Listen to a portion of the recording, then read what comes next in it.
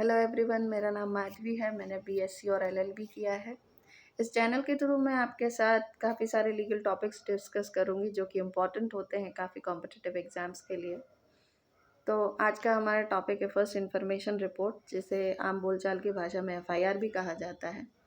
तो इस टॉपिक को हम वेरियस सब हेडिंग्स के अंडर डिस्कस करेंगे, जैसे कि define FIR, essentials of FIR, objectives of FIR, refusal to record FIR. Police अगर आप कोई इन्फॉर्मेशन रजिस्टर करने से मना कर देती है तो रेमेडी क्या अवेलेबल है, व्हाट इज़ ज़ीरो एफआईआर, और अगर एफआईआर फाइल करने में डिले होता है तो उसका क्या इफेक्ट होता है।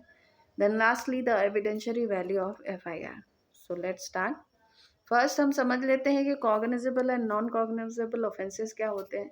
कॉग्निजेबल ऑफेंसेस या केसेस वो होते हैं जिसमें पुलिस अरेस्ट कर सकती है बिना वारंट के। ये ऐसे ऑफेंसेस होते हैं जो बहुत सीरियस होते हैं नेचर में और उनकी ग्रेविटी बहुत ज़्यादा होती है, where police can not afford an opportunity to the accused या ऑफेंडर कि वो एस्केप कर जाए, या सिचुएशन बहुत ग्रेव होती है, तुरंत एक्शन लेना ज़रूरी होता है। तो दीज आर कॉग्निजेबल ऑफेंसेस और cases, and it is defined under section 2C of the CRPC. Then comes the non-cognizable offenses या cases where police cannot arrest without warrant, and it comes under section 2L of the CRPC. So as such, अब देखा जाता है कि information अगर police के पास आई है तो वो कैसे इन्वेस्टिगेट करेगी।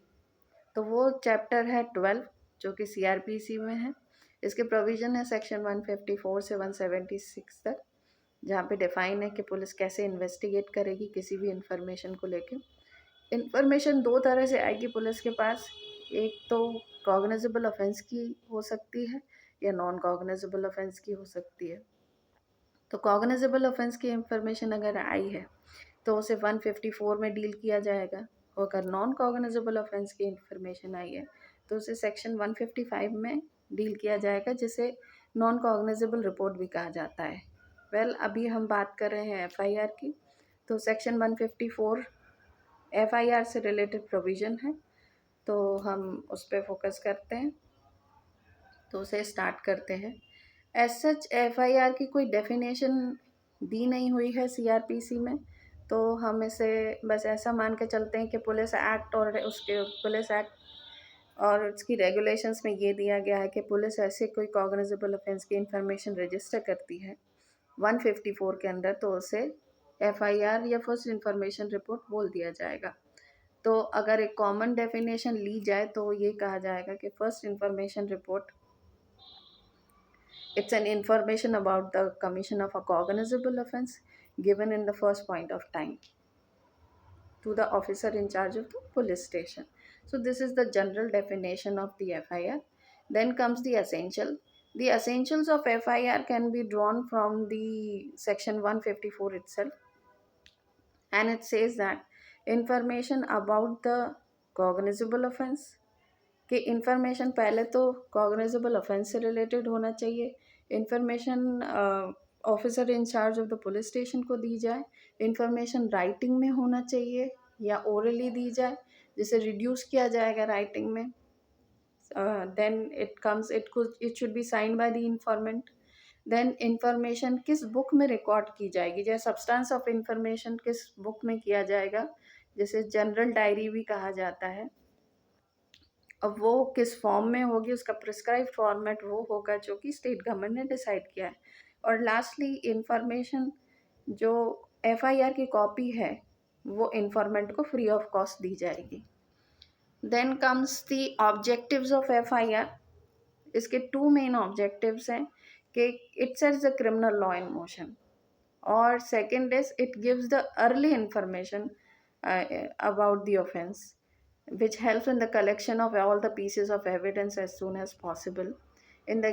Then comes one important topic कि अगर कोई फ़ोन पे कोई इंफॉर्मेशन देता है कॉग्निजेबल ऑफेंस से रिलेटेड तो उसे एफआईआर समझा जाएगा कि नहीं।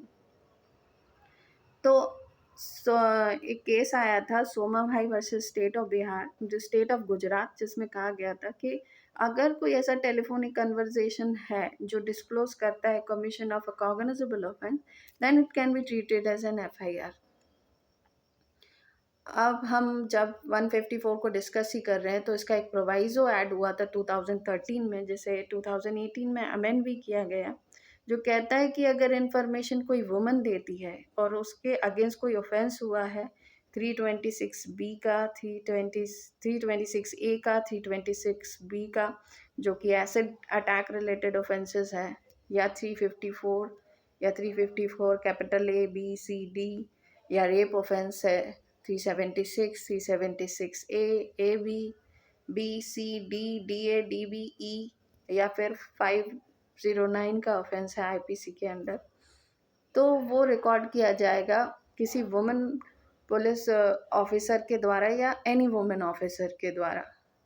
फर्दर ये प्रोवाइजो ये कहता है कि अगर ऐसा कोई पर्सन है जो कि टेम्परली या परमानेंटली डिसेबल्ड है और उसके अगेंस्ट कोई ऑफेंस हुआ है जो फॉल होता है 354 में, जिसके अगेंस्ट जो ऑफेंस हुआ है 354 का हुआ है, या 354A B C D, या फिर रेप ऑफेंस हुआ है 376, 376 capital A B C D, DA DBE और 509 का, तो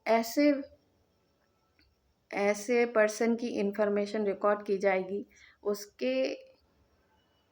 उसके घर पे या ऐसी कोई कन्वीनियंस प्लेस पे जो उसके द्वारा बताई गई हो, जहाँ पे पुलिस जाके उसका स्टेटमेंट रिकॉर्ड करेगी।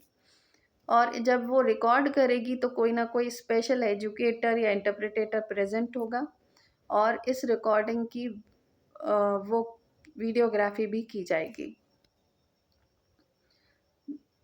देन कम्स, अगर पुलिस रिफ्यूज़ कर देती है, हमारा फोर्थ टॉपिक ये है कि if the police refuses to register an FIR, तो आपके पास क्या रेमेडी अवेलेबल है।